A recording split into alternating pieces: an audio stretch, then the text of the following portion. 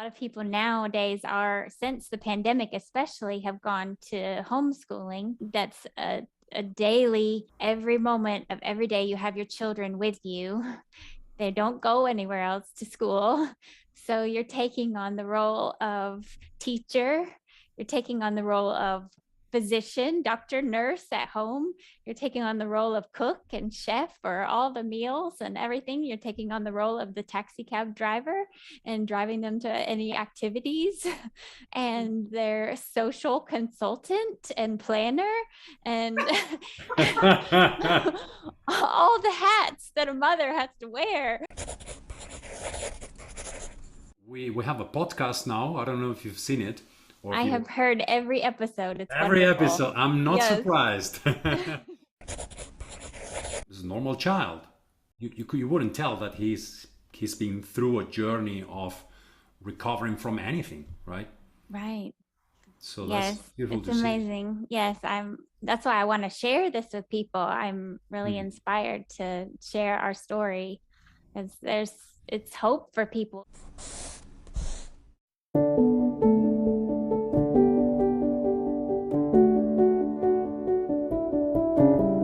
Welcome to this new episode of the Learn Buteco podcast. Today we have with us a very special guest, a student of the method, who's an example of all the principles that we have been laying out in previous episodes on the Buteco method, and a testimony to the power of the method, as well as an example of what a mother can do for herself, her children, her marriage, and her community. Her name is Sarah Griffith, a very committed proponent of the Buteco method, as she has managed to treat her autistic son with remarkable results. Sarah has also written her own book about her story, the title of which is Our Journey Toward Healing, Autism Recovery, Health and Natural Healing, which you can find in Amazon as well as on her website, ourjourneytowardhealing.com, with links in the description of this podcast.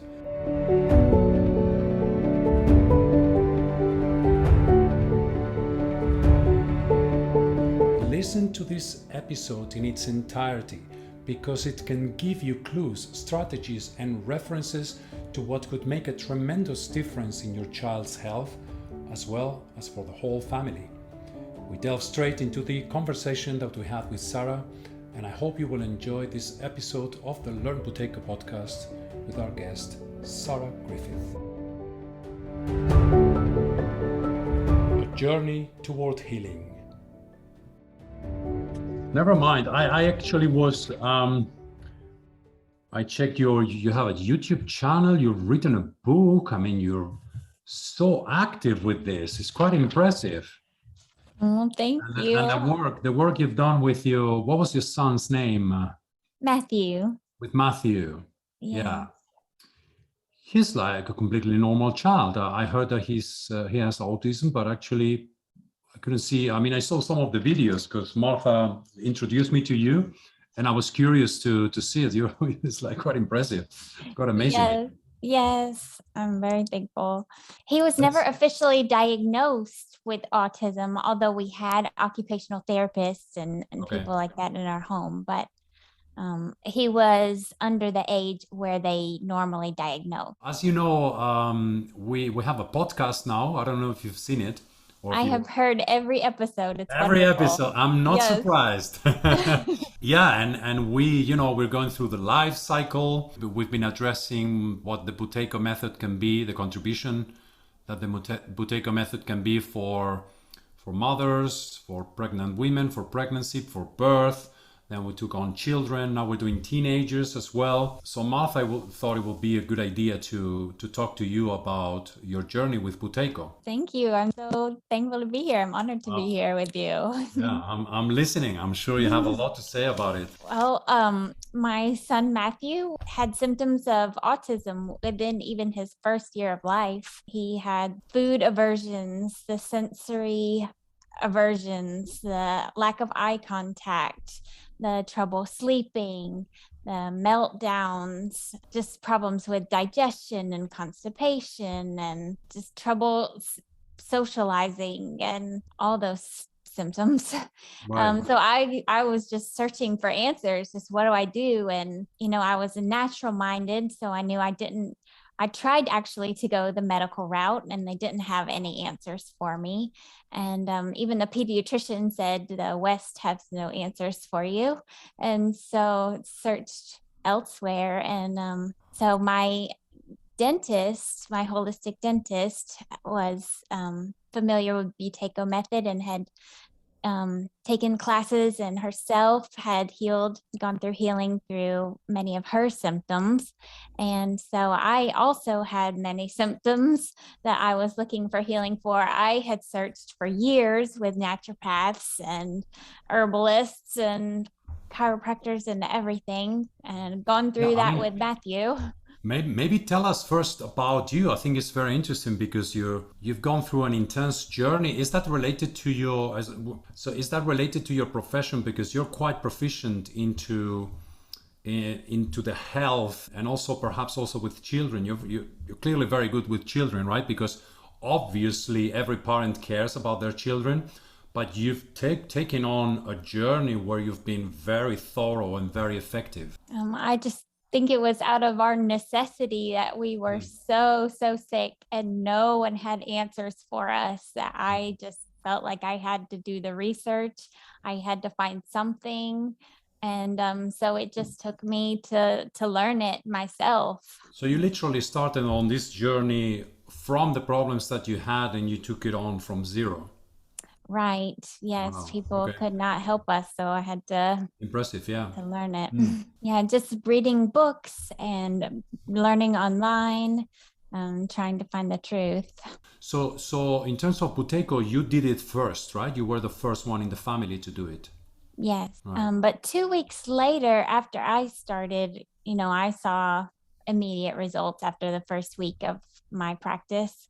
My control pause doubled. My girls had many symptoms. I had girls, let's say 4 years ago at the time. My oldest was 11 and 7 when they started. And they had many health problems too, digestive problems and trouble handling things and trouble learning. Yeah. Unfortunately, this is normal nowadays. So they started the practice and So then before, yeah.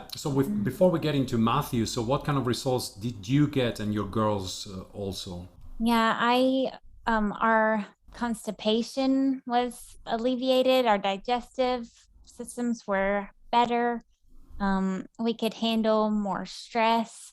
My girls had less tears, less crying about things, Hmm. and they could learn better and focus more. We started to be able to eat more things because we had so many food sensitivities. So we started being able to go more places. Even I had a daughter at the time that had, well, myself too, we had headaches a lot of times. So our headaches were alleviated. So we could definitely go more places and Yeah. everything. Excellent. Even before, running errands was difficult for us. Okay, so then you decided that Matthew was also going to do it. So how did you go about that? I had been practicing for 2 years, and by this time, Matthew was 4 years old. And we had gone through a lot of healing with some using natural things, homeopathy and chiropractic and herbal things and everything. It helped so much. But I knew that he needed the breathing because he still had hyperactivity, major hyperactivity issues, bedwetting, trouble sleeping. So I knew that he needed the breathing practice. So he turned 4 and it was just time. We jumped right Excellent. in.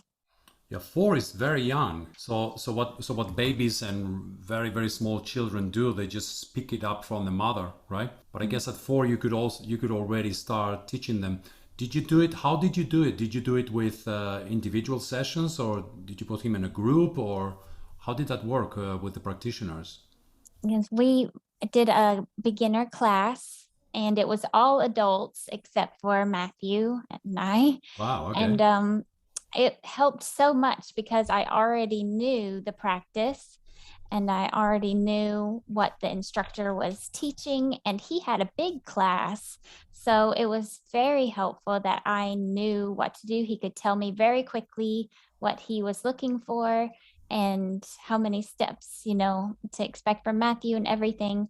And so I was able to implement that very quickly while he was able to instruct the other adults.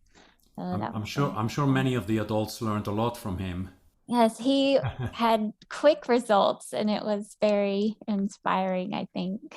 There you go. And he started doing steps from the beginning, right? Very small children, they do steps mainly, don't they? Right.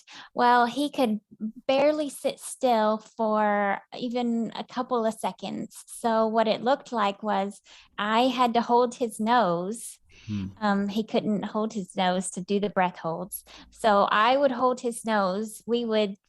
I would tape his mouth with the tape and we would do the steps together and I would count. And then I would hold him still at the end of our steps, however many that he could do.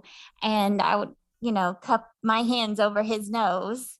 And Yeah. then we would go and sit down and we would have to sit still for however long he could Yes. sit still. And at first it was just a few seconds. And then he got to where he could sit still for a couple minutes and his Okay. steps Wow. improved. How did you know when to stop? I could feel it in his body, when his body just was tensing up or needed that release. Then I knew because I practiced it myself. Sure. Mm. So what kind of results did you get? I've seen it. There's already a testimonial of you talking about Matthew, but we can go through that again. I don't think it will hurt at all. If you can tell us what the results were of for Matthew to do Buteco. Has he been doing it? How old is he now? He's 6. So that was Yeah. 2 years ago, and he's been doing Yeah. steady practice since then, or has it been on and off? Yes, we're very consistent and very steady because it helps. It's vital for us actually. It's we can tell the breathing, it will last a few hours. Hmm. And then we can tell with symptoms, whether it's anger, getting angry easily, or, hard to handle things, or practice 4 practice sessions a day, sometimes 5. And yeah, regular. That's impressive. Is he compliant when he has the symptoms to, okay, Matthew, now we need to do Buteco? What's No, his, he's started to be, it's just something that we do. It's what he knows. It's just what we do each day. And he started to realize, I used to, for behavior problems or anger issues or anything, I used to tell him, well, I'm going to take this toy away or something like that. But now I say, you know what, we need to do your breathing practice, we need to do your breath holds. And he yes. goes, oh yeah, that would help me feel better. So it's so Hmm. interesting that he's starting to realize, he's starting to see it for himself. Well, it has to be amazing for a 5-year-old child to make that connection so early, right? So my mood is this, therefore I need to do this, right? So that's Yes. something that normally a child is never taught, yeah? But Right. he is not like he has a tool to resolve that problem. That's, Yes, it's amazing. He's yeah. seeing that results. Tell us what the results were. So I wrote down even in the beginning for on day 1, he could do only between 10 and 15 steps at the Hmm. beginning. Then by day 20, he was able to do about 75 steps. Wow, Great improvement. And he was able to sit for several minutes. Um, excellent. So one of the things that was impressive about the testimony that I heard from you is that he reached complete normalcy. So he really is like a normal child. And from right. what I've seen in some of the videos that you published in your YouTube channel, it's like, oh, okay, this is Matthew. So this is a normal child. It looks great, right? So Right. you wouldn't tell that he's been through a journey of recovering from anything, right? Right. So that's Yes, beautiful it's to see. amazing. Yes, that's why I want to share this with people. I'm really Mm. inspired to share our story because it's hope for people. It's a horrible, horrible life that we lived in and where people live. It's so stressful. The child is so sick, and the parent is so sick too. Just everything that you go through, it's daily. It's really a horrendous life. So I'm just thankful I get to speak into that and provide hope, and there's answers, you know. Beautiful, definitely. So Martha is going to come in now. Martha knows very well your case, right? Yes, she was my original teacher 4 years ago. Yeah, and with my girls, Marcel was their teacher, and I think it was maybe Marcel's first class on her own. So the trouble with the teenagers is that they have their own ideas about things. They have their own Mhm. way that they want to eat. They have their own way that they want to spend their time, and so my Yeah. girls don't want to practice anymore. They had their thing where mama made them do it for a while because we were so sick, and now they're feel Okay. better, so they don't want to do it anymore. Yeah. But you know, but they have a toolbox there for the rest of their lives, you know? It's That's so something that they will true. always remember. And also they created a habit. That's So they, so they do true. breathe better than anybody else already by Absolutely. default just by doing it. Yes, it's so Yes. interesting how it actually has, they are better than before still. It's an incredible thing that you've done. You know that Buteyko himself, his goal actually was not so much to cure people. Of course, it was, yeah, in part it was to cure people who already were sick. What he wanted to do, he wanted to teach this method to mothers so that Mhm. they could pass it on to their children, Mhm. and in this way spread the method as a given, right? As Mhm. something that's the way it should be. That's the way it should one should breathe, because this is the basis for your health, yeah, Yeah. and bring it about in all of civilization.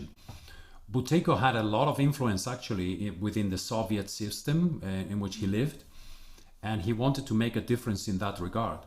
Yeah? Mhm. So it wasn't so much about curing people who are already sick, but curing the whole of society through the method. Mhm. That was his ambition. That's so important. I love that about your podcast, what all that you have shared, what's come out of it, that importance of the mother and the child, and just that is for the sustainability of society. Like you're saying, it has to change. It has to start with the mothers and the children, you know? Yeah. Yeah, and also you touch up on something that I think is very important as well. It is the parents who should get that energy from the method first, to Mhm. be healthy with the method first, because just leading one's life, even if you're by yourself in the world, just carrying your own body with a control pose of 12 or 15, that's already quite a task. Yeah. Mhm.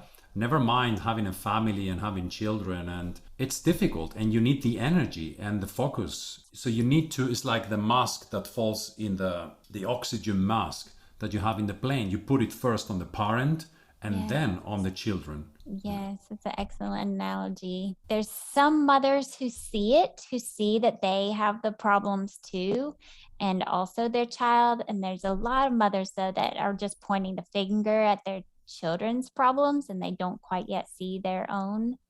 I see. But I think it's very important that and vital that we take care of ourselves first. Yeah. And so we can help our children, because I can't give what I don't have.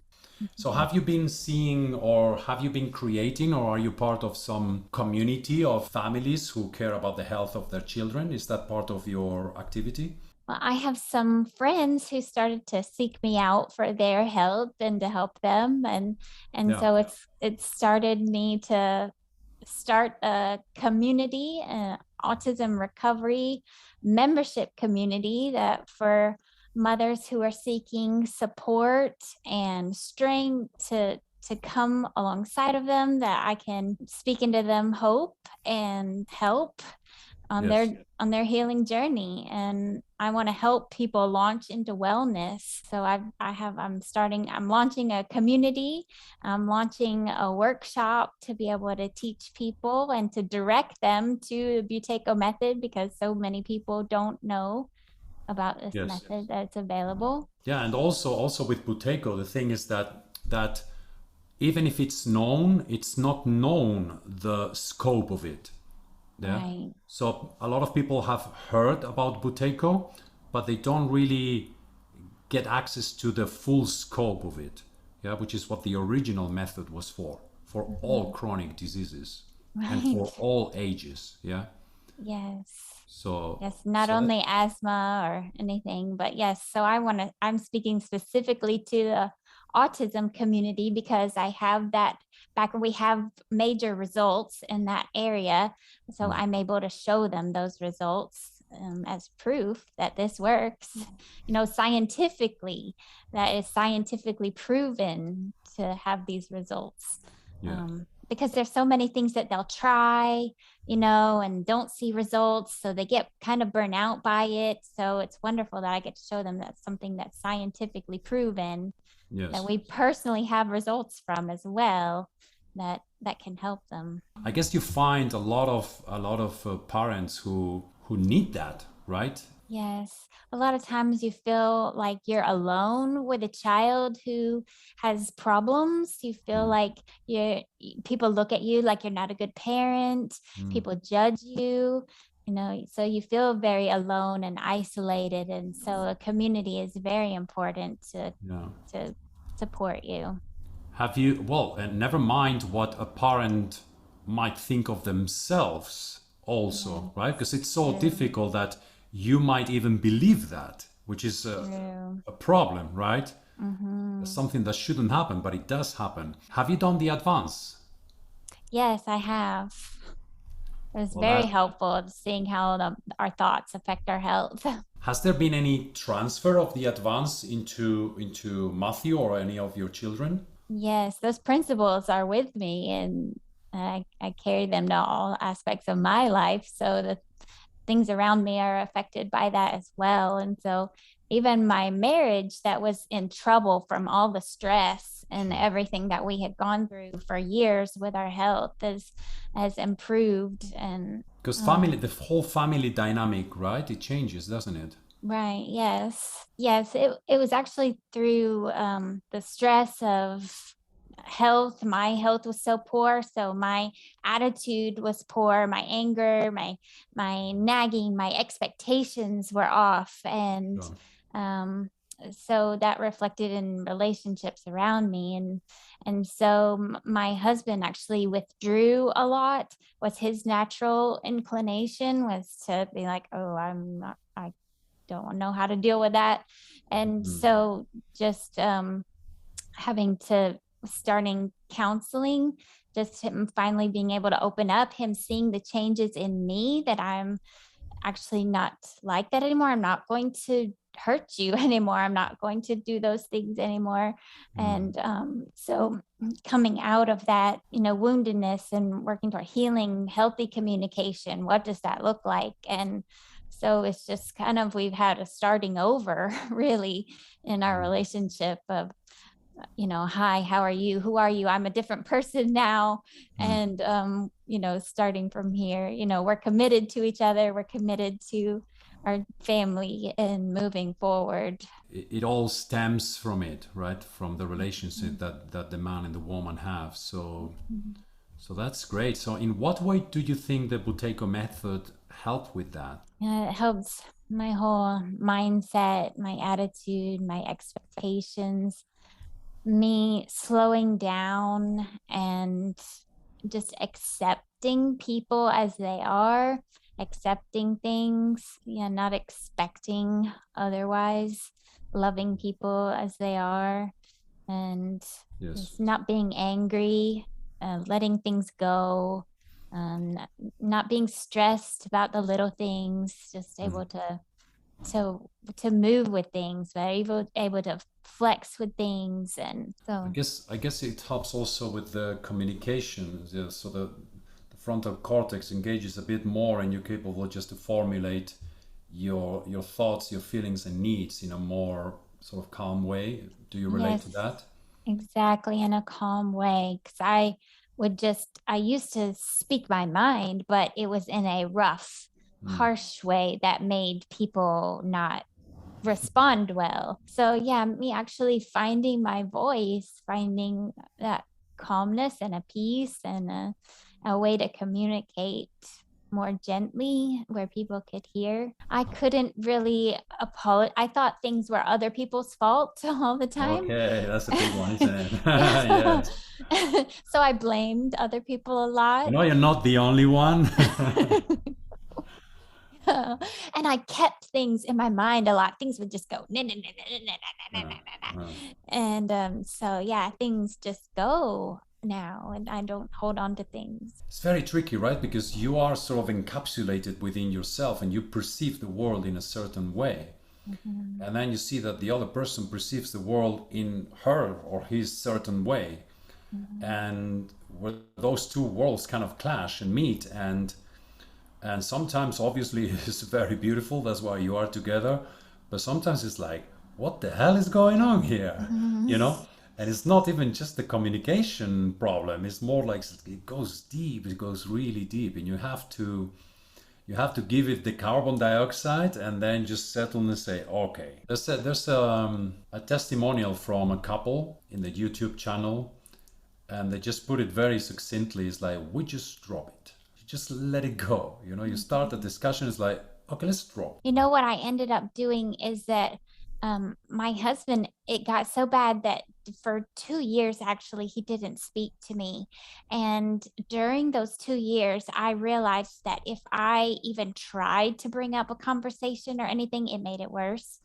So I just let it go. And I just tried to just take care of myself, take care of my children, just do what I needed to do for my healing, and didn't try to change anything with him, didn't try to force anything. I just let it go. And so just actually something happened with Matthew. He hit his head, had a head injury. Things got to a point where stress came in our relationship, and then it happened where we had to have counseling. It had to be taken care of. And so that's when it just worked itself out on its own. So I didn't have to do anything.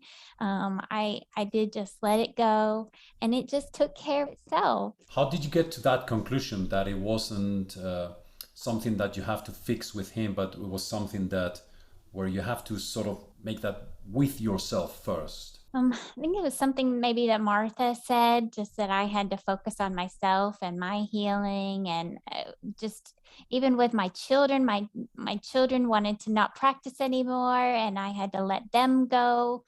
You know, they want, so it was of me, of just a letting go, and me working on myself, and that was the only way I knew that I could help anybody. I wasn't going to help anybody else unless I helped myself. 2 years. We lived in the same house, and he didn't really talk to me for 2 years. Kind of like I felt that anger there, but he said he wasn't really angry. But so we kind of just like did daily life, but it wasn't good. And the children actually didn't really respect me because they saw how he related with me. And but I just trusted that, it was going to get better. Like I had even a faith in God, like I that things are gonna get better. And Well done. Seriously. yeah, that's what I tell you. It has been a journey. It has been hard work, but it's so worth it, just to have what I have now, to have a new marriage, have a new family, have a new child in Matthew, to have things that are totally transformed and new and better than normal. Like, so worth it. Has your husband done the method as well? About 4 years ago when I started, he did some practice on his own. He never took a class, but he saw results. Then he stopped. We went through a stressful time. We went through MRSA was part of our cleansing, the MRSA, the antibiotic resistant staph and strep. We went through that. Was part of our things that we had to cleanse through. So 2 months of being sick with that, and our whole family, and having to move out of our entire home. That was the story I wrote about in my book. All of that whole story. You've written a book. Tell us about your book. What's the title of it? Where can people find it? Yes, it's called Our Journey Toward Healing: Autism Recovery, Health, and Natural Healing. And it can be found on my website, ourjourneytowardhealing.com/books. It's also sold on Amazon. And excellent. I will link that. Yeah, I mean, with the Buteyko method, it's a very conscious decision. It's very efficient, but it requires a commitment. Yeah, Right. and Mhm. that's the virtue of the method, but also it's like the limiting factor. It's about loving it actually and finding it interesting. It takes time, and it's a practice that you have to kind of get the sense that it's a journey. It's not just a destination. And for us, it was survival too. We had to do it, or else we were going to be very, very sick. Yeah. It was necessary. It was a lifeline. So I think that helped fuel the consistency. It's just like we have to do this. We're gonna do and be consistent, Yeah. and so that's why it helped help us make those sacrifices. Just the lack of time with friends, maybe, or the lack of doing many other things, taking some vacations or something, just a slowing down that Mhm. we were committed to because of the life that we were wanted Yeah. and the results that we were seeing. Do you find, however, that you kind of get a greater sense of freedom as you progress with the method?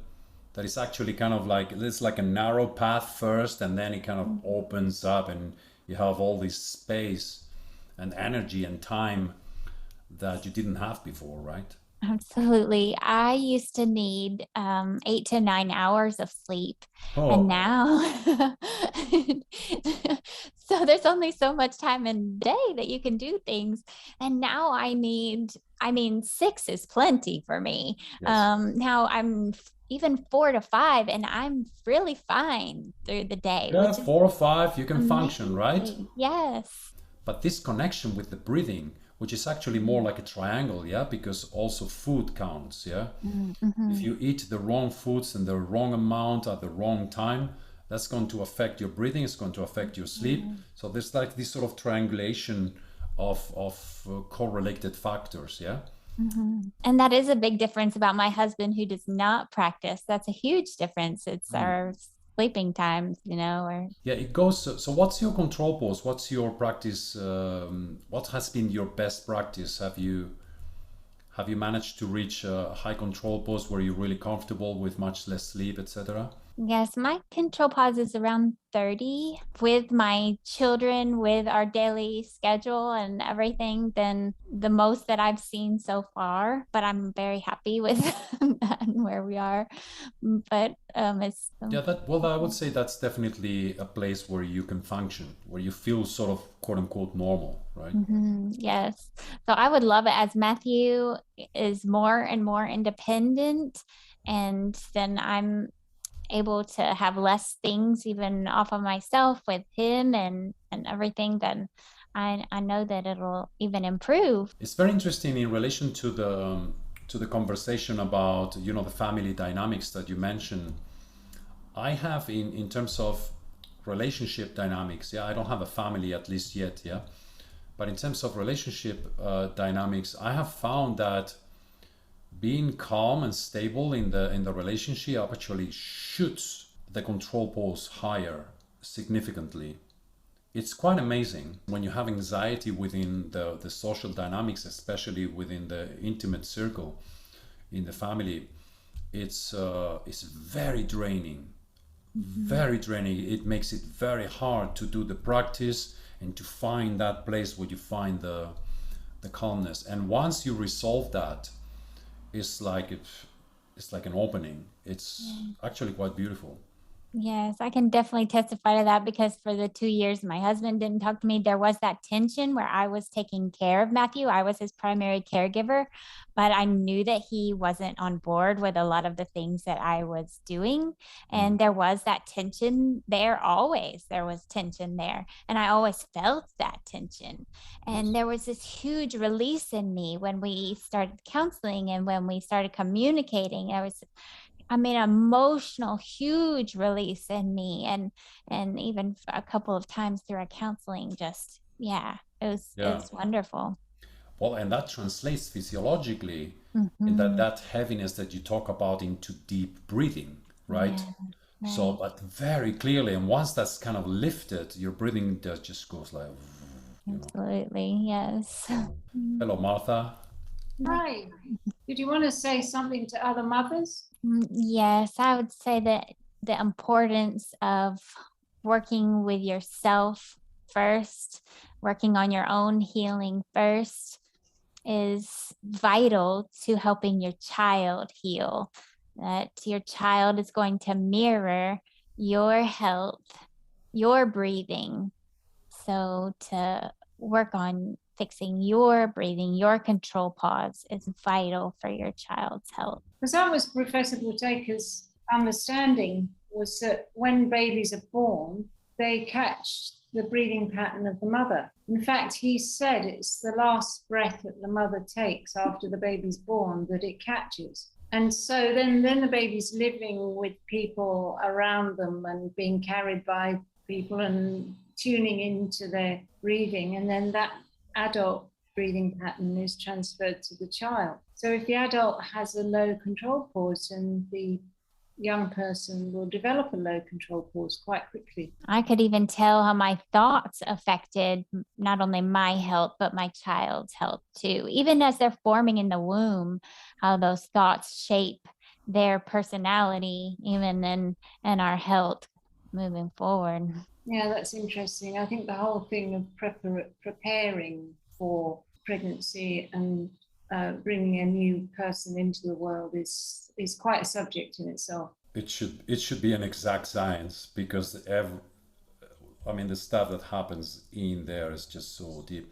I think it's very obvious that that process of pregnancy, of the process of creating the child inside the mother's body, that's a process that's going to have perhaps the greatest mark on the child's health and character after they're born.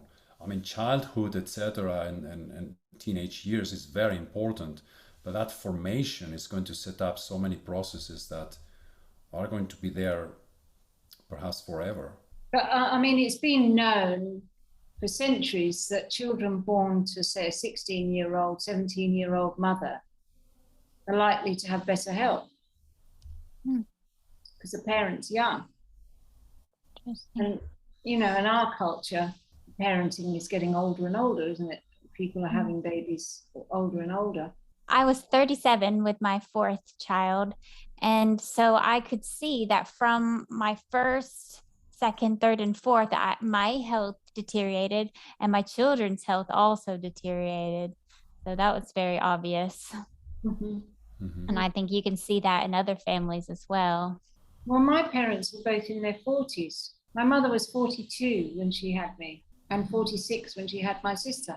And they both my parents had chronic disease of different symptoms. And I can see how you would need to have your control pause be 35, as Buteyka recommended, that because the pregnancy does bring the breathing down, you're having more symptoms, and that birth process, my births were so difficult. My body really didn't want to have a natural birth.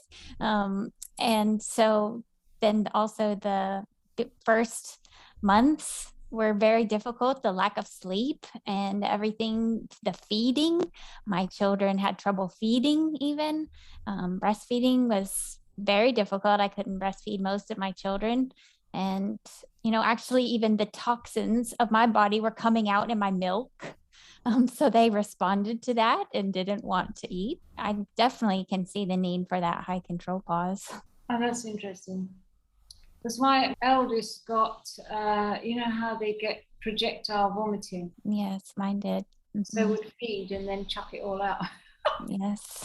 Mm-hmm. So maybe that is connected. Yeah, I will go as far as to say, there's a project that we are developing for this podcast. It's around pregnancy, and it's very clear that the mother has to have, ideally, to have a normal pregnancy, a very high control pause to start with, and it will lower significantly.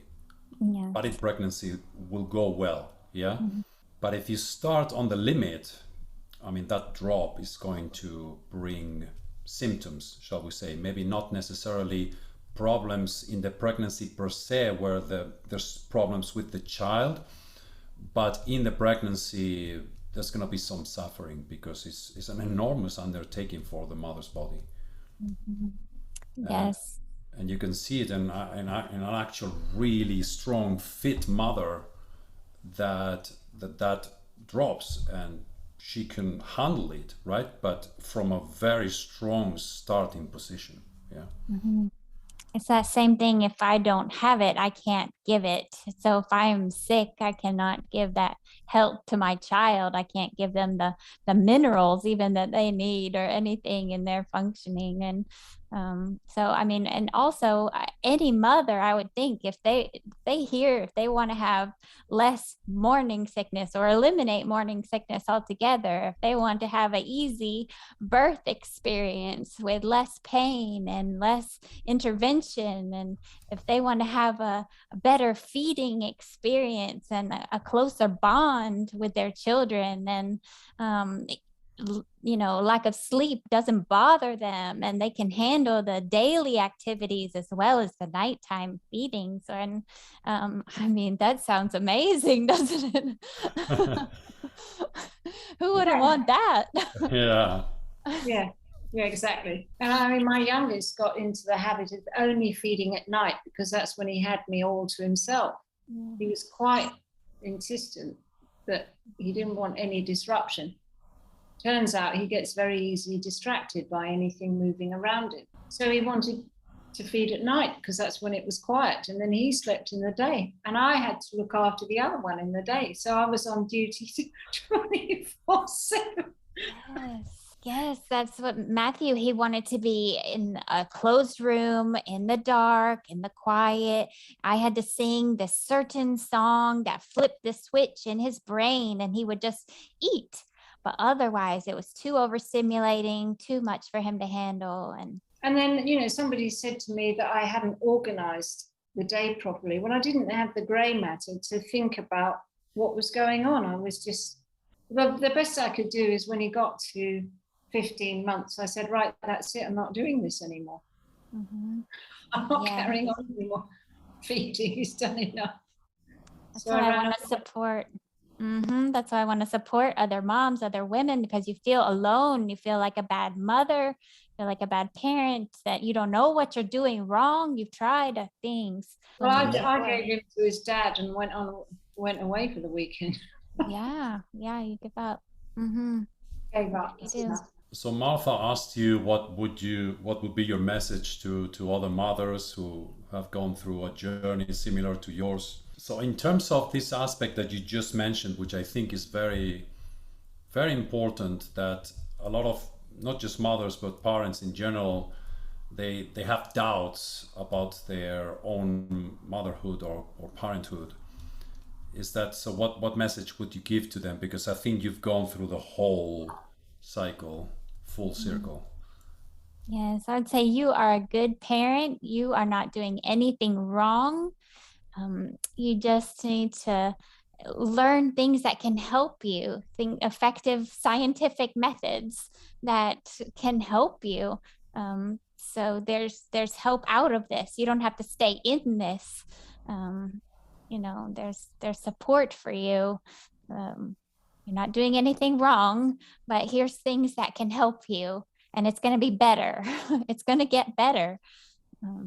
There's hope. Yeah, and I think what you found with the method was just regular practice. Right, the consistency. You did the regular practice, didn't you? Yes, just stick with it. Even if it looks bad, even if you have to go through some cleansing that's bad, then stick with it, because it gets better. You come out on the other side and it's better than you've never imagined. Better, Exactly. more. Exactly. Yeah, I would say also find someone like Sarah or Martha who has a community around that is who has your best interest at heart and has gone through the whole lot of it and can give you really good advice and real support. Yeah. It is just a matter of doing it. It seems simple. It's not that simple. And what's impressive about you, Sarah, is that you did it. You actually did the work.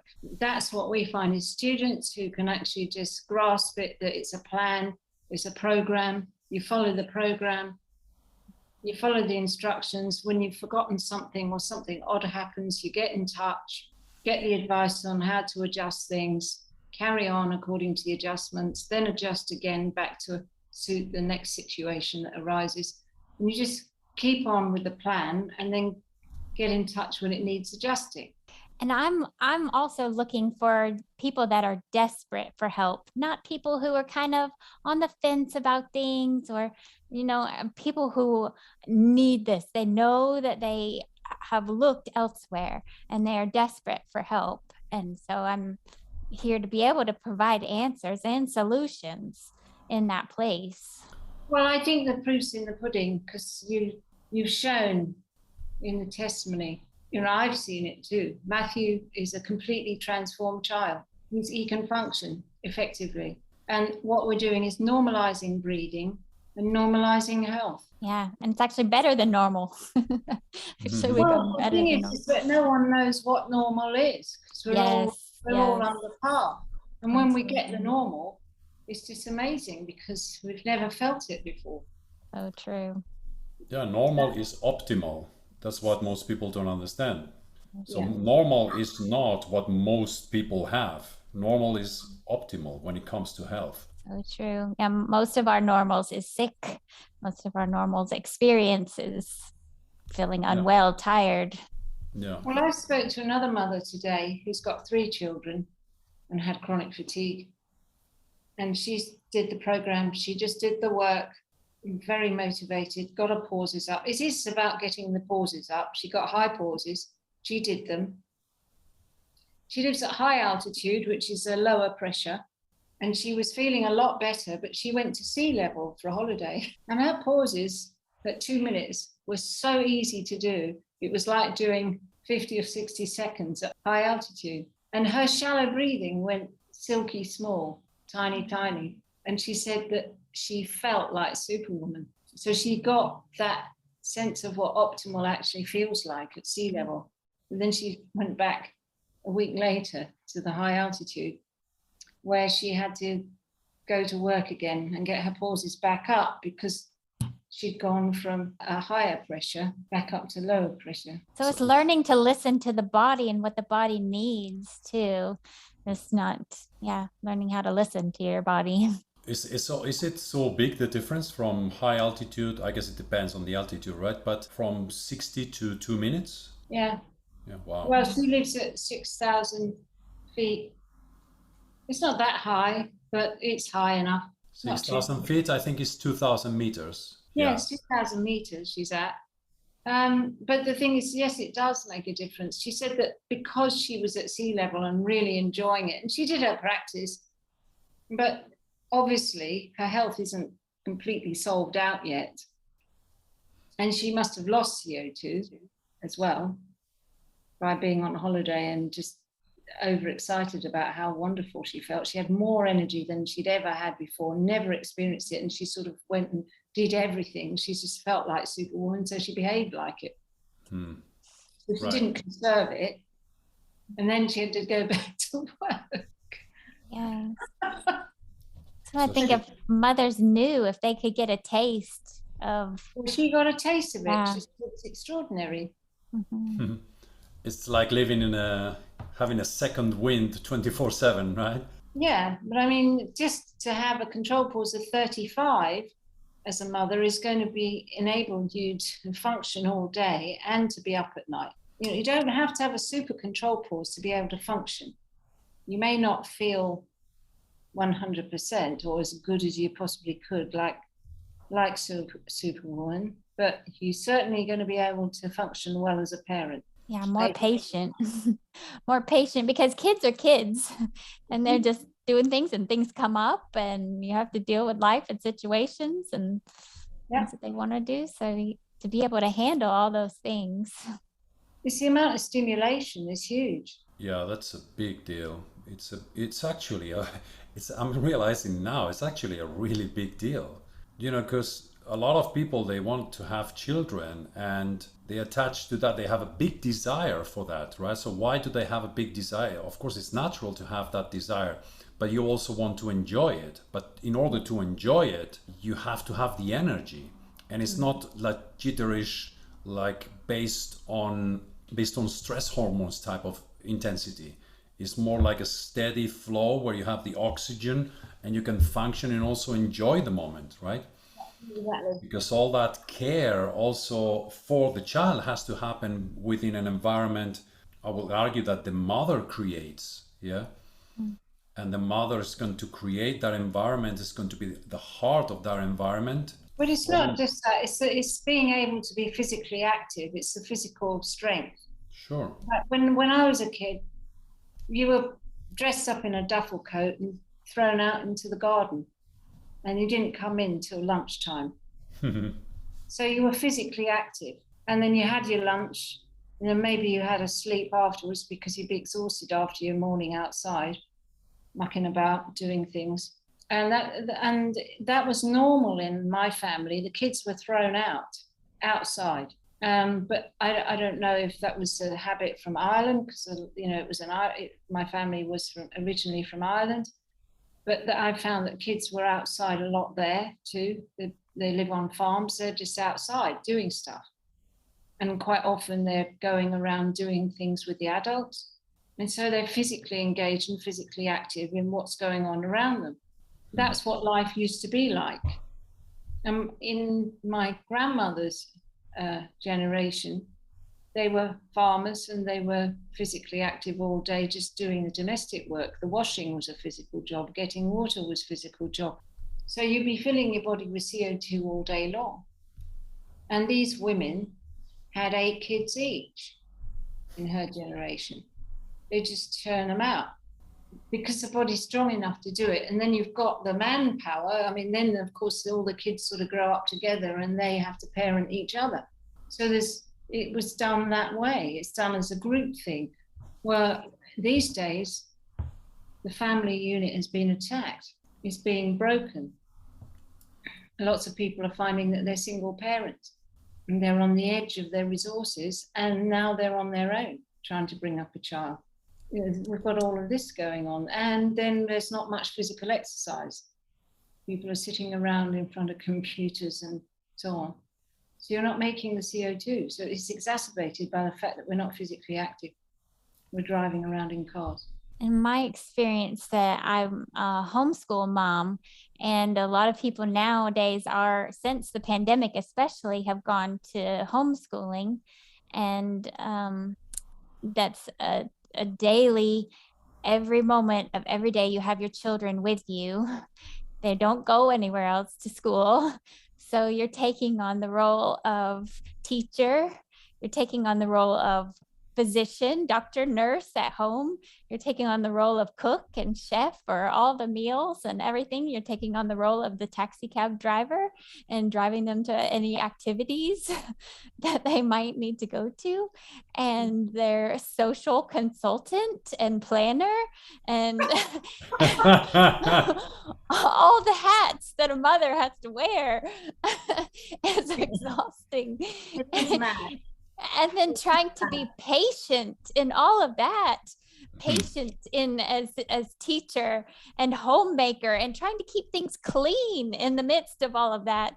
And then having to deal, I mean, do you get your own time, or do you get to have your own physical activity? Do you get to outside at all and have fresh air and sunshine? So that's what I dealing with at home, and what I think a lot of people do deal with, and we struggle with, is it, are we doing good enough for for our kids and everything? The whole mindset and everything is so much difficult. Well, exactly. And if you could make the method the priority for the family, so the children do the method and the parents, then the kids are more likely to be independent in their learning. They'll start to explore what they want to learn and what they like learning and what they find easy, and then they'll find it easier to face challenges. of things that they don't find so easy. Very interesting. In my practice, like you're saying, like I control the atmosphere of my home. And so either it would be stressful and trying to do all these things and wear all these hats and do everything to a T, or I can relax and we can focus on our breathing, having good breathing. And then, you know what? You're going to learn how to do things on your own, and you're going to learn how to do things on your own. And then stress is actually taken off of me, and I can do more things for myself as well. So it's really amazing how that works. Yeah, and as Martha says, they also become more independent. You are the example, right? So everybody kind of follows that example. If you stress and shouting or so, then people become like that too. Yes, especially children. So yeah, You're the model. And so if you can't model it, if you don't model it, then the kids won't follow. it was very good. It was actually a very good conversation. I Yes. enjoyed it. I'm so thankful to be here. Thank you so much. Thank you. Thank you.